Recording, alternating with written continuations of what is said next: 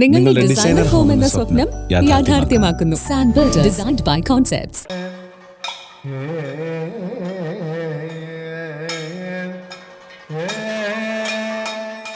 ചമയ കൂട്ട് എന്ന് പറഞ്ഞാൽ മേക്കപ്പിന് ഉപയോഗിക്കുന്ന സാധനങ്ങൾക്ക് വലിയ വ്യത്യാസങ്ങളൊന്നും വന്നിട്ടില്ല.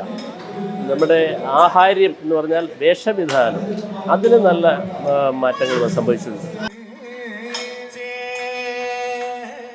അരങ്ങേറ്റം കഴിഞ്ഞിട്ട് ഇപ്പോൾ 5 വർഷം.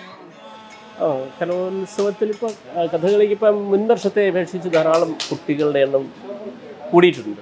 ഇപ്പോൾ തന്നെ ബോയ്സ് 11 പേര് 12 പേര് മറ്റും ഉണ്ട്. മുൻവർഷങ്ങളിൽ 9 പേര് വരെയൊക്കെ ഉണ്ടായിരുന്നുള്ളൂ. കുറേ സമീപ വർഷങ്ങളിൽ അതിന് മുൻപുണ്ടായിരുന്നു. ഈ കൊറോണ കാലത്തിന് ശേഷം ഒന്ന് കുറഞ്ഞു. അത് കഴിഞ്ഞിപ്പം വീണ്ടും നല്ലൊരു മാറ്റമുണ്ട്. കുട്ടികളുടെ എണ്ണം വർദ്ധിച്ചിട്ടുണ്ട്.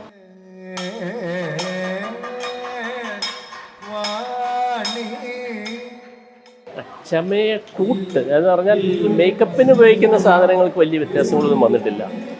നമ്മുടെ ആഹാര്യം എന്ന് പറഞ്ഞാൽ വേഷവിധാനം, അതിന് നല്ല മാറ്റങ്ങൾ സംഭവിച്ചിട്ടുണ്ട്. നമ്മൾ കാലത്തിൻ്റെ മാറ്റങ്ങൾ അനുസരിച്ച് തന്നെ ആ ഒരു ആടയാഭരണങ്ങൾക്കൊക്കെ കൂടുതൽ അട്രാക്ഷൻ ഉള്ള ഒരു രീതിയിലേക്ക് മാറിയിട്ടുണ്ട്. നല്ല പണം ചെലവാക്കി തന്നെ നല്ല മനോഹരമായ ആടയാഭരണങ്ങൾ കുട്ടികളെ അണിയിച്ചൊരുക്കി ഭംഗിയായി സ്റ്റേജിലെത്തിക്കുക എന്നുള്ള ഒരു നിലയിലേക്ക് എത്തിയിട്ടുണ്ട്.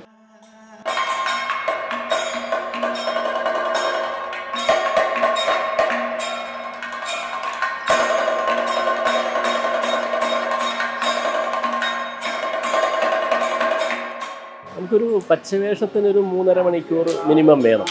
ഒരു കത്തിവേഷമാണെങ്കിൽ ഒരു 4.5 മണിക്കൂർ വരെ എടുക്കും. അപ്പോൾ അത് ചുട്ടിയുടെ സമയം ഒക്കെയാണ്. ചുട്ടിക്ക് 2 മണിക്കൂറിന് മേലെ എടുക്കും. ചുട്ടി എന്ന് പറയുന്നൊരു സംഭവം ചെയ്യാൻ മാത്രം. പച്ചയ്ക്ക് അത്രയില്ല, 1 മണിക്കൂർ, ചിലപ്പോൾ 1.25 മണിക്കൂർ കൊണ്ടൊക്കെ അത് തീരും. ഇപ്പോൾ വളരെ ഇൻട്രസ്റ്റ് കൂടിയിട്ടുണ്ട്. കാരണം കഥകളിക്ക് മുമ്പെങ്ങുമില്ലാത്ത ഒരു പ്രയോറിറ്റിയും എവിടെയാണെങ്കിലും കഥകളി എന്ന് പറയുമ്പോൾ അതിനൊരു വാല്യൂ കൊടുക്കുക. പിന്നെ മിക്കവാറും എല്ലാ ഫംഗ്ഷനുകളിലും കഥകളി അവതരിപ്പിക്കുക എന്നുള്ള ഒരു സംഘാടകരുടെ ഒരു ആവേശം നല്ല രീതിയിൽ കഥകളി അരങ്ങ് വർദ്ധിച്ചിട്ടുണ്ട്. അതൊരു കഥകളിയുടെ വളർച്ചയെ അതുപോലെ തന്നെ കുട്ടികളുടെ എണ്ണം ധാരാളം കുട്ടികൾ പഠിക്കാനായിട്ട് വരുന്നുണ്ട്. അപ്പോൾ കഥകളിയുടെ വളർച്ചയും കഥകളിയുള്ളൊരു അഭിനിവേശവുമാണ് അത് സൂചിപ്പിക്കുന്നത്.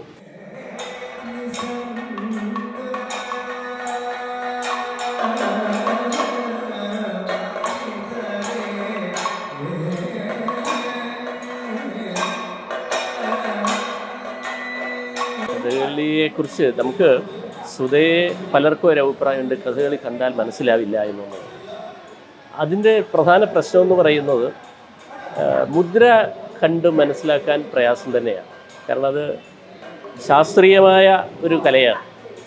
മുദ്ര അഭിനയം എന്ന് പറയുമ്പോൾ അത് മുഴുവനും കണ്ട് പ്രേക്ഷകർക്ക് മനസ്സിലാക്കുക എന്നുള്ളതൊരു ബുദ്ധിമുട്ടുണ്ട്. പിന്നെ മുൻപ് എന്ന് പറയുമ്പോൾ നമ്മൾ കൂട്ടുകുടുംബം ആയിരിക്കുമ്പോൾ അപ്പോൾ അപ്പൂപ്പൻ മൂമ്മയൊക്കെ ഈ കൊച്ചുമക്കൾക്ക് കഥ പറഞ്ഞു കൊടുക്കുമായിരുന്നു, അല്ലെങ്കിൽ മക്കൾക്ക് കഥ പറഞ്ഞു കൊടുക്കുമായിരുന്നു. അവർ കഥകളി കാണാൻ വരുമ്പോൾ അവർക്ക് അതാണ് ഇങ്ങനെ ആവേശം ഇല്ലതാണ്, അതിൻ്റെ സന്ദർഭം ഇതാണ് എന്നൊക്കെയുള്ള ഒരു കാര്യങ്ങളൊക്കെ അവർ മുൻകൂർ പറഞ്ഞു കൊടുത്ത് കാണാൻ അവരെ പര്യാപ്തമാക്കുന്ന ഒരു ഇതുണ്ടായിരുന്നു. ഇതിപ്പോൾ അങ്ങനെ ഒരു സാഹചര്യം ഇല്ലാണ്ട് പോയി. കഥയറിഞ്ഞ് ആട്ടം കാണുക എന്നാണല്ലോ ഈ പഴമക്കാർ പറയുന്നത്. അത് സത്യമാണ്. കഥയറിഞ്ഞ് നമ്മൾ കണ്ടാൽ അതിനെ നമുക്കൊരു മുദ്ര ഒരു പക്ഷേ അറിയില്ലെങ്കിൽ പോലും നമുക്കതിനെ ആസ്വദിക്കാൻ പറ്റും.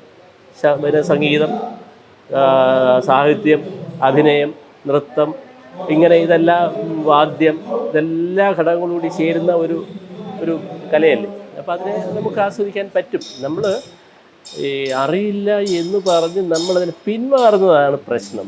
നമ്മളൊരു 2-3 സ്റ്റേജ് ഒന്ന് കണ്ടു കഴിഞ്ഞാൽ നമുക്കതിനെക്കുറിച്ച് എന്തെങ്കിലുമൊക്കെ കാര്യങ്ങൾ മനസ്സിലാക്കാൻ പറ്റും.